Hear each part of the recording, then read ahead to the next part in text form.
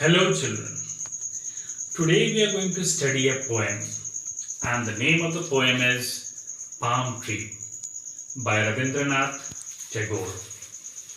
Before beginning with the poem, let's know something about the poet. Who was Rabindranath Tagore? So Rabindranath Tagore was born in Kolkata and he started writing poetry from his childhood. Tagore was not only a writer but a philosopher, musician, painter and an educationist. He founded the Vishwa Bharati University, a famous renowned university at Shantiniketan in West Bengal. In 1913, he was awarded the Nobel Prize for Literature. Now let's come to the poem. In the poem, Tagore imagines that a wind-blown tree is dreaming of becoming a bird and flying amongst the stars. So now let's move to the first stanza. I'll read the first stanza and then I'll explain you. The palm tree stands on one leg, sees past other trees into the sky. He wants to pierce. You know what's pierce? Pierce means to break, to create a hole. He wants to pierce the clouds so grey and soar away. Soar means to fly aloft, to rise. But can he fly? So in the first stanza, the poet compares the palm tree to a single-legged giant, which is taller than all the trees in its vicinity. The poet feels that the palm tree has a longing to go beyond the ceiling of black clouds in the sky.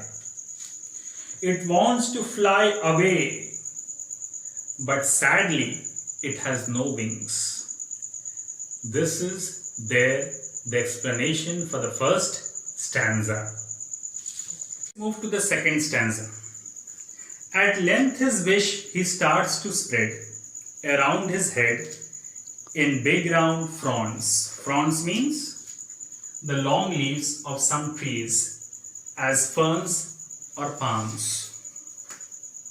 He thinks they are wings to let him roam away from home, breaking all bonds. So in the second stanza, the tree appears to be wishing to fly when it's moving in the wind,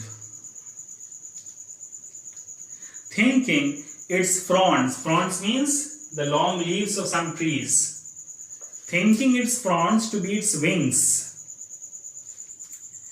And in the wind, it appears to be trying to move them to fly. So this is there in the second stanza. The third stanza. The livelong day, the branches quiver, sigh and shiver. He thinks he flies in his own mind, skirting the stars, racing afar across the skies. So in the third stanza, the poet thinks that the palm tree to be endeavoring to fly beyond the sky. Maybe it's flying beyond the stars in its imagination. That means in this stanza, the poet feels that the tree is flying in its imagination, okay, to go beyond the sky. Now some difficult words, you can write the meaning. Just as quiver.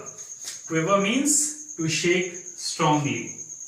Livelong means total, complete. Sigh means show of grief. Shiver, to shake or tremble. Afar means far away. This is there in the third stanza. Let's move to the fourth stanza. But when the wind is still at last, and the leaves hushed back homeward. Then he turns his thoughts, and mother earth that gave him birth he loves again.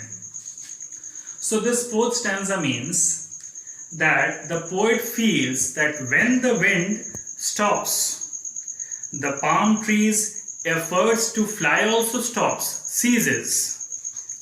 Its fronds also do not move. Fronds means the wings also do not move. They become quiet. The poet feels that this subsiding of action of the tree is symbolic of its realization that it is a tree, not a bird. After the wind stops, the tree appears to have realized that it belongs to the earth, that is its mother, and then he stands quietly. So this is there in the fourth stanza and also there in the complete poem. I hope you have understood this poem and will be able to write the question answers by yourself.